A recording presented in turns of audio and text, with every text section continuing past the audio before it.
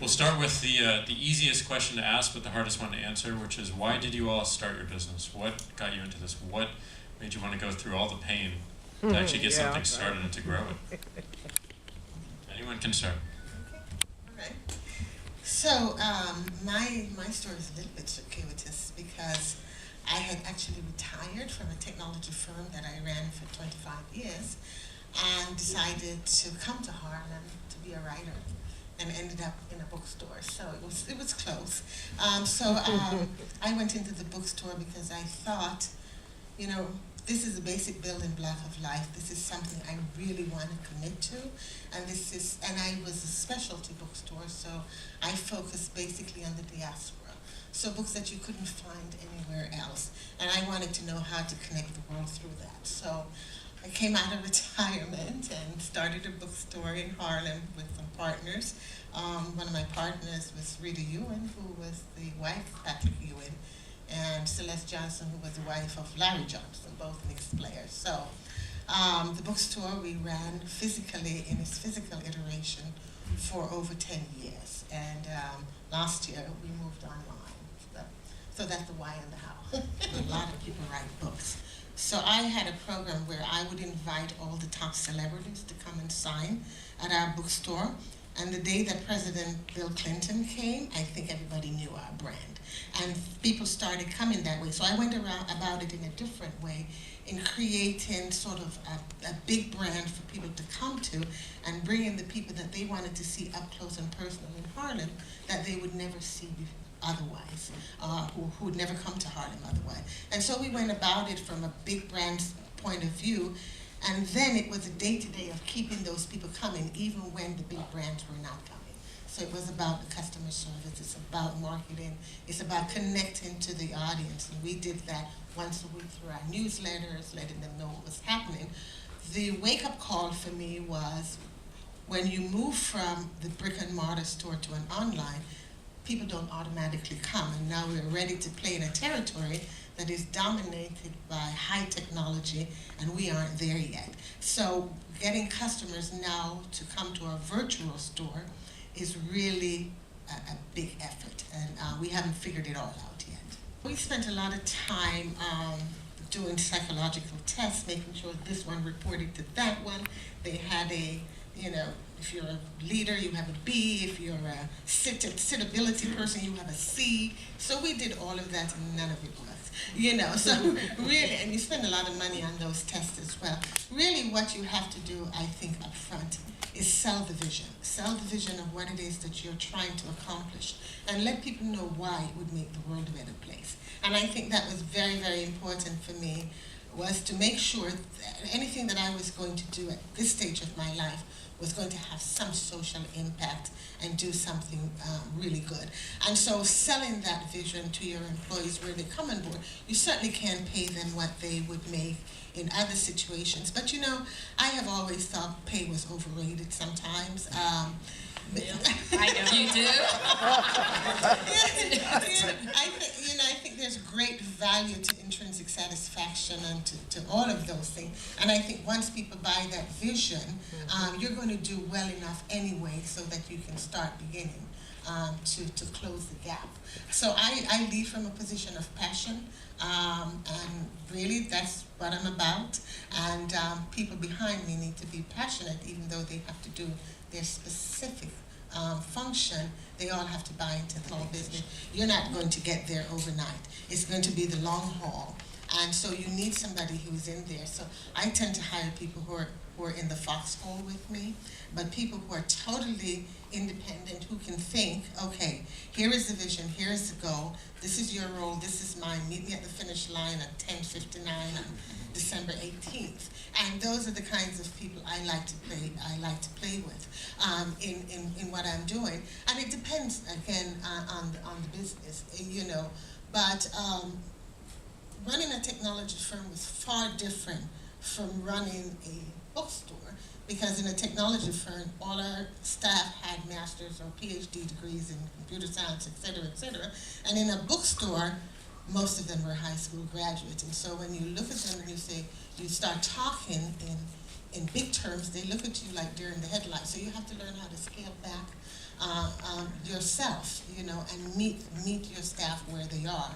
But the one thing that I do know that was great for Hue-Man was that we had longevity in all our staff, and some of them who started it ended with us. So that was really important. After you started the business, I don't know that I mentioned that I came into Hue-Man in 2004 after the business had started. They gave $500,000 to the partners, and they matched $500,000, so the bookstore opened with somewhat of $1 million.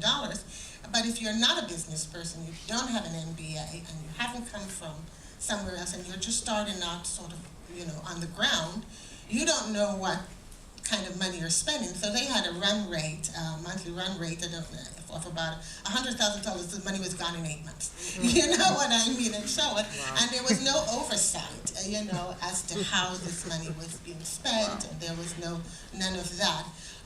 From the local, and everybody loved that we were here, so a lot of politicians came to sign their books in our store, and so on and so forth.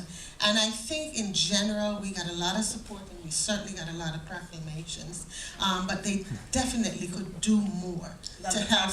I love the proclamations, yeah. But they could do more to help small businesses understand, you know, if you go from here to there, understand the taxes, understand their liabilities. You know, they need to have a school after entrepreneurs come into the community, and to just train them on all these things. And how do you go about filling out those loans? And how do you go about that? Because not a lot of people coming into the Harlem community, not many that I met, were coming in from either other businesses or had MBAs with some level of knowledge. They were starting from tabula rasa. And so, you know, I think when you're giving people money like that, you ought to train them on what I think it's fantastic you got money. Yeah, I'm like, oh my God. She got 3,000 and she got like, how much? I 2002. I don't even know. I didn't get my 2,000. I don't even know how to spell. I don't even know how to spell grant. Your life. It's all about small businesses. What we are going through in the Congress has everything to do with the hatred of the president, but not the love of the country, not the love of our economy. You know, capitalism is the best thing we ever had, but international businesses is not what this country is about. What this country is about is small businesses and the middle class. And for those who don't have compassion for the poor, that's all right, because the poor are very, very expensive, hard things for democracy to carry. So if you don't make it possible for them to dream and to hope to become middle class, no matter how callous you are, it's a hell of a fiscal cost to do it. Small businesses is really what people came to this country thinking that they could succeed in.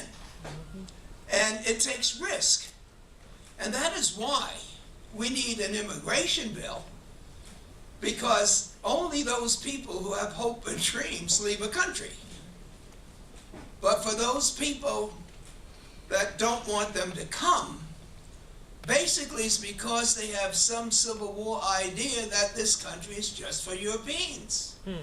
But the quicker they learn that Africa, Central and South America have civilizations and ideas long before Columbus came and discovered, I think the word is, that there were human beings here. And so we in Harlem are going through one of the most fantastic historical experiences, and we need your help, Jack, and we need the technicians' help. And what is that? Everyone came to the United States, but black folks more than any came to Harlem because they said, if there's any place I can make it, it would be Harlem. Yeah. I used to work as a desk clerk in the Hotel Teresa. And I'm telling you that people who want to make it would just hang out in the lobby so that they hang out with people who had made it in business. And they would ask me to page them, and they were standing over there, and the person was over there. But they wanted people to know they were in the Teresa Hotel. So we already have the history, the culture, the music, the magic. but we were losing out on capital. We had the ideas, but you can't get anything started. You can't even talk to the banks. There was a time that we had one bank every mile. Now we got one every block. Yeah, right. But there wasn't, the money would just go through Harlem, but it wouldn't stay in Harlem. The beautiful things about small business is not because it's economically correct, but people who are in a community tend to be a part of the community's family. And when they are interviewing somebody, there's hard work and sweat that you just can't put on the application. The fact that you knew Miss Brown or was raised by Miss Nellie, or that you worked hard in another community, or you had a business that didn't work and you're going back to start another one. And the most important thing that we have to understand is that when the Congress failed to extend unemployment compensation for 1,300,000 people, if you listen to television, the Republicans would say, by giving these people who are not working, and that's through no fault of their own, checks, they won't be looking for work.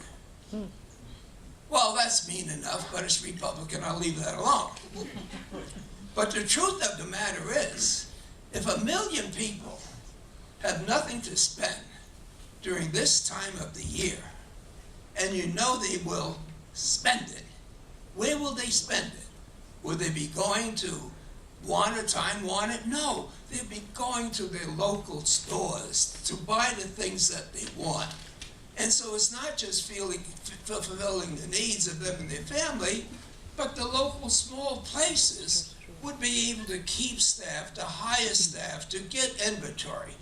So the one thing God has given us, He didn't eliminate all of the racism, but when it comes to the internet, when it comes to explaining what you want, when it comes to getting information, when it comes that you can ask and do anything and nobody's going to ask what color you are, God is good.